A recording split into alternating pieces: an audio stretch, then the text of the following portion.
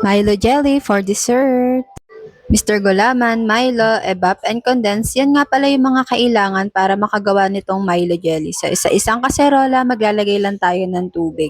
Bali, may instruction nga sa likod ng Mr. Gulaman kung ilang cups nga ng water ang pwede mong ilagay dito. Pero kung gusto mo nga na mas firm yung pagkagulaman ng inyong jelly, ay bawasan mo ng tubig. So, akin nga, nilagyan ko lang siya ng 10 cups. Tinunaw ko nga lang tong Mr. Gulaman powder dito sa tubig na nilagay ko dito sa kaserol. Much better nga kung tutunawin mo siya sa separate na lagayan para nga hindi magbuo-buo yung powder na gulaman. So, kagaya nga nang nangyari sa akin, hindi ko nga siya natunaw sa separate na lagayan and diniretso ko na siya dito sa mismong kaserola kaya nahirapan ako magtunaw ng powder. At nang kumukulo na nga, ay nilagay ko na nga tong Milo powder. Bali, 4 na Milo powder nga yung nilagay ko dyan. Hinalo-halo ko nga lang yan hanggang sa matunaw yung Milo powder. Nilagyan ko nga din pala yan ng 8 kutsarang asukal.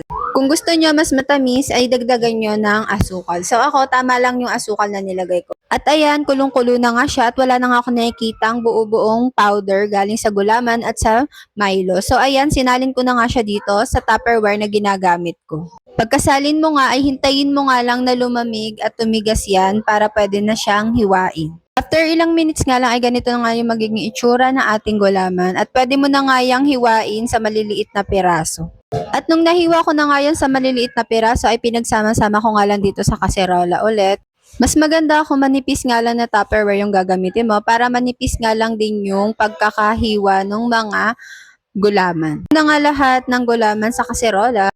Nagbukas nga lang ako dito ng Evap milk at eto nga, wala nga kaming can opener dahil nga kada bili ko ng can opener ay nasisira lang. Kaya gumamit nga lang ako dito ng kutsilyo pang bukas.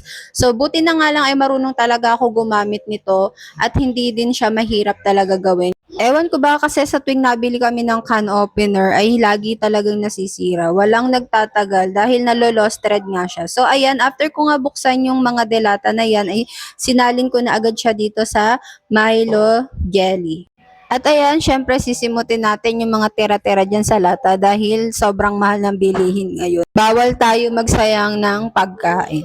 After ko nga mailagay yung evap at condense dyan, ay isinunod ko naman itong Milo powder. Bali 5 sachet nga pala ng Milo ang inilagay ko dyan. Ilagay ko na nga lahat ng Milo powder ay ayan, sinimulan ko na nga yung halu-haluin hanggang sa mag-well combine yung gatas at yung Milo. At pag ganyan na nga ka-perfect yung itsura niya, ay okay na yan, pwedeng-pwede na yan. Mas masarap nga to kainin pag malamig, kaya naman ilalagay ko na nga muna to sa rep at kinabukasan ko na siya kakainin. Yun lang for today's video.